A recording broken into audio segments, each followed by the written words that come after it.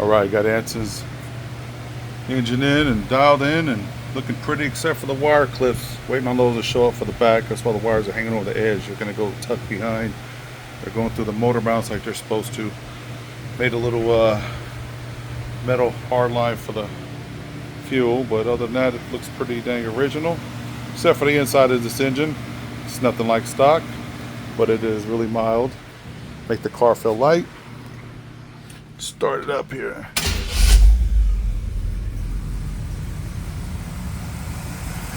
Engine has 0 miles on it. Nice and quiet. I broke it in, adjusted it. Still might run a little bit warm for the first 500 or so miles.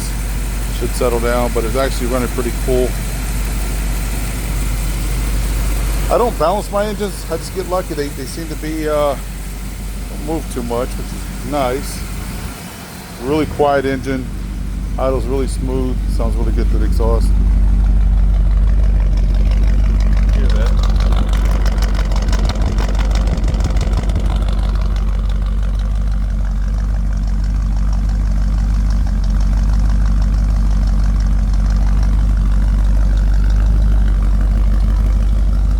Picking it up tomorrow.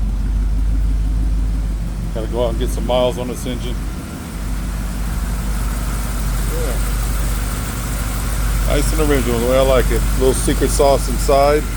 I just open up the heads a little bit, put some Z20 springs, a little different duration camshaft just to let it breathe a little better, and then adjust everything once it's settled in a little bit.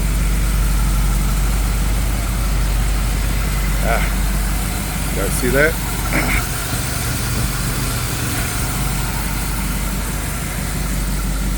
Go.